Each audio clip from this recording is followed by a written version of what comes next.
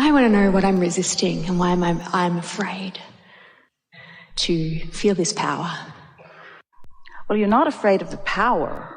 You see, when you feel it, it feels wonderful. You're not afraid of empowerment. Fear is pinching it off. But it's interesting when you put it in a sentence like that. Why am I afraid of this power?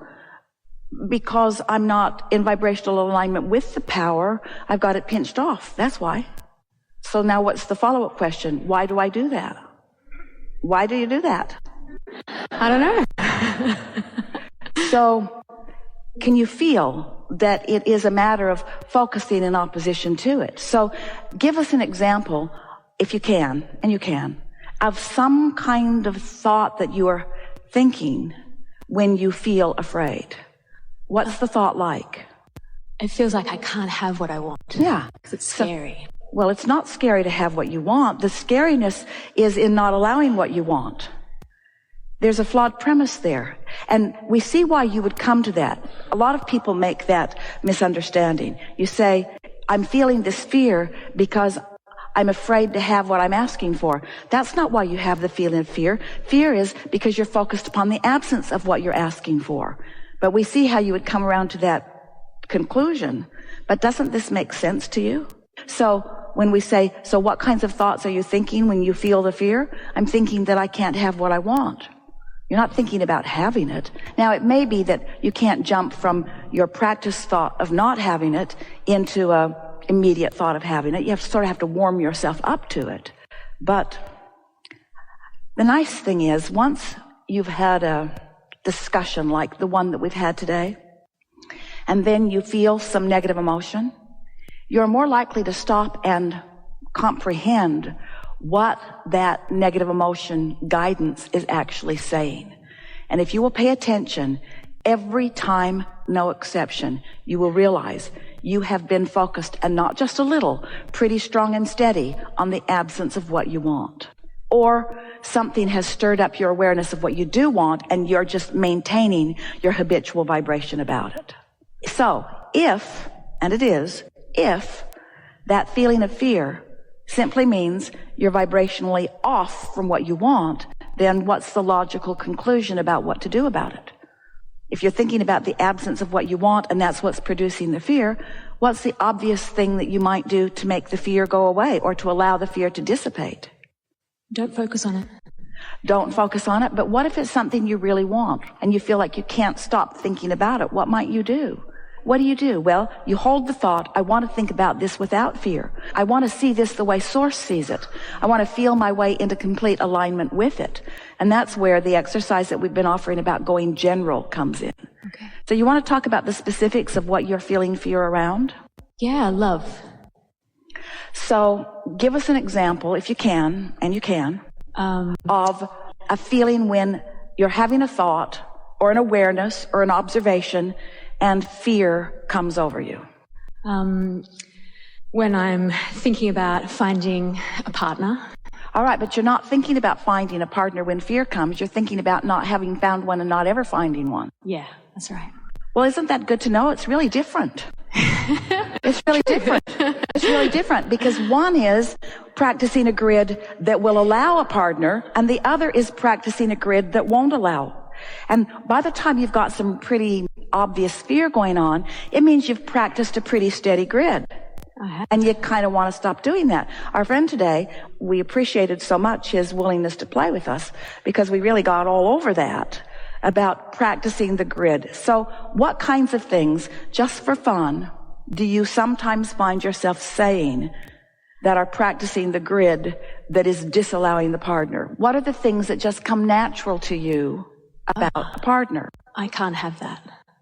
I can't have that. I don't have that. Yeah. If I see other people and they have what I want, I think, I can't have that, or I don't have that. And is the reason that your conclusion is that you can't have it because you don't have it? Yes. Well, that's true. That's an accurate answer, but that's like saying, I'm going on a journey, and because I'm not there, I can't get there. Yeah. Esther and Barbara and Mark and Richard, they get on the airplane and they say, we're not there. Why bother? We're not there. We'd like to go to Australia. It's far, far, far, far away, but there's no point in trying to get there because we're not there. Hello, Leon? We can't come. Why not? Because we aren't there.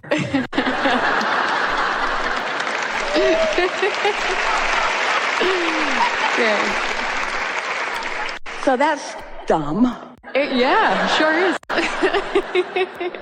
Got any good reasons? I guess it's a sense of not really being able to feel, oh yeah, I think I deserve that. So you think you don't deserve it because you don't have it? Well, I guess because I've never had it, then maybe that's because I don't deserve it. That's the interesting thing. So I've been practicing this grid, which is giving me exactly how I feel. That's worth something. You see, if you will pay attention to that, I'm getting what I'm offering. So your grid is filling in with how you feel.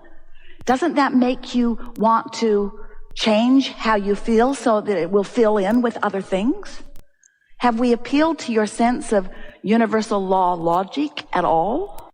Sure. I think that's where the fear comes in, and it stops it, and then I start closing. But don't use fear against yourself in that way. That's bogus. Okay. You think fear comes in, why? Because I'm not ready, or I'm not able to hear something, or... Because I'm not vibrationally in alignment with my desire, period. No other reason.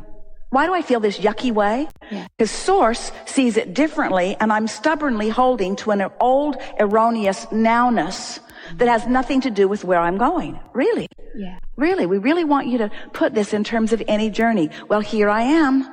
Where do you want to go? Nowhere. Why? Because I'm not anywhere else. I'm just here. How do you like it there? Not so much.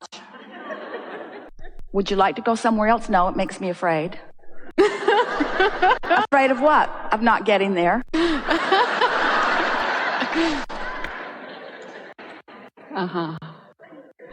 Really?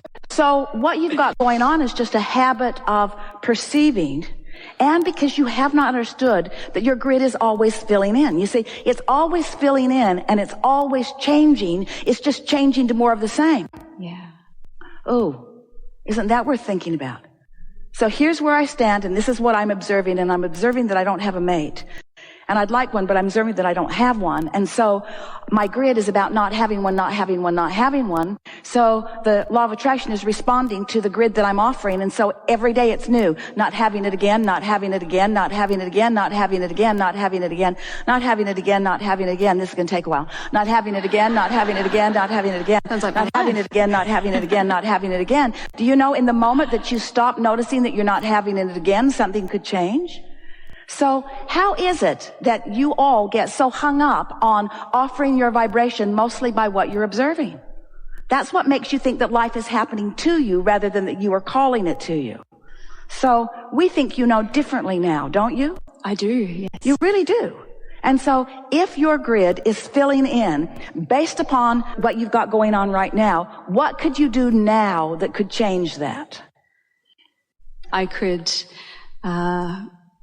believe or feel myself as the creator of reality. That's the easy answer, isn't it? But not so easy to do. So what's a belief anyway? A belief's just a thought you keep thinking. So if you've been thinking a different thought, is it logical for us to demand an entirely different thought right here and right now? It isn't logical, is it? That you could all of a sudden just conjure a whole different way of looking at it. But you do know that you got to do something different than what you've been doing, because what you've been doing is kept you in a holding pattern, different from what you want.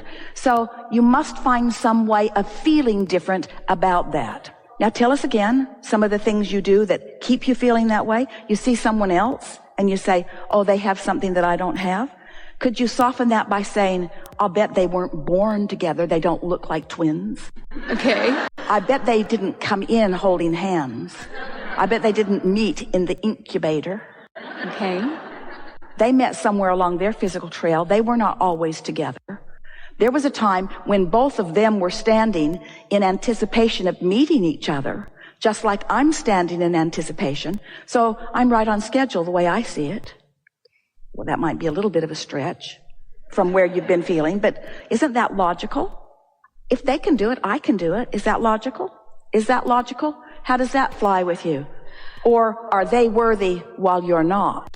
I think that's where I've been going. So you think that's your tripping point?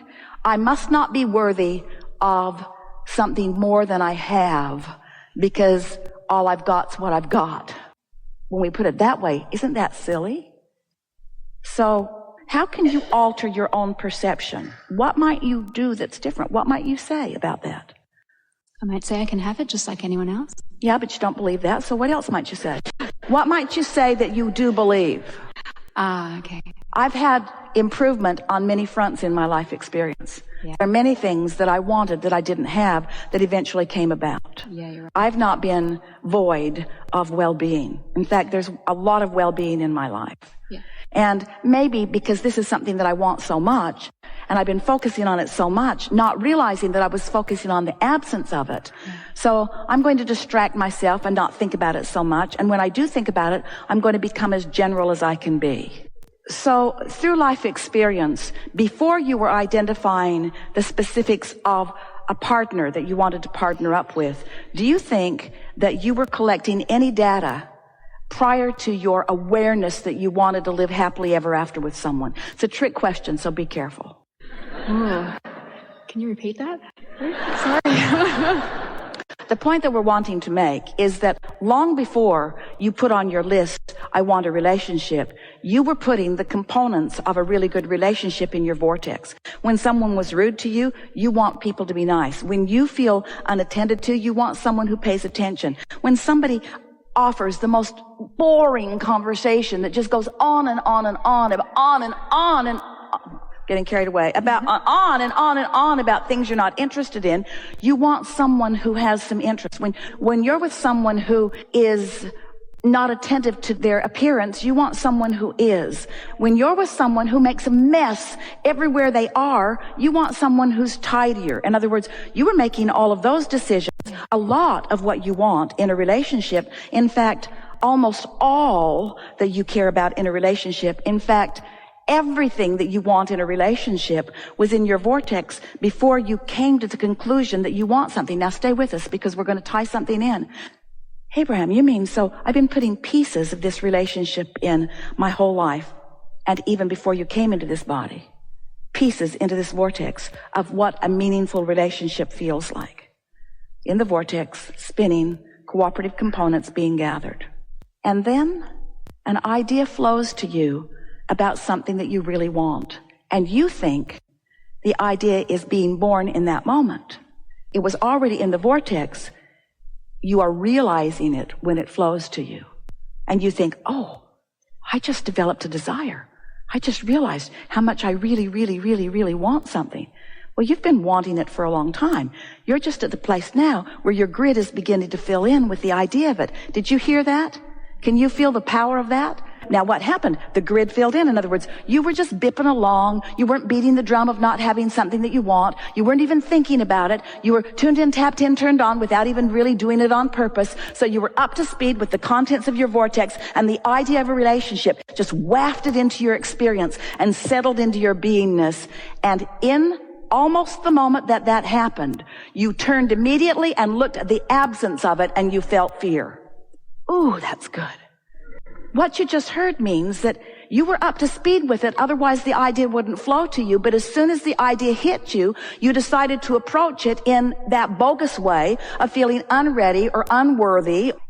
And in that moment, you felt that fear. You were actually feeling the difference of opinion between what the source within you knows about that subject, the source within you who was leading you right along the path. And if you'd kept following that path, you would have rendezvoused immediately with what you're wanting. But no, not you. You decided not to rendezvous. You decided to take that old familiar drum and beat it of, I don't have it, therefore I can't have it. Yeah. Didn't you feel the shift? Didn't you all feel the shift?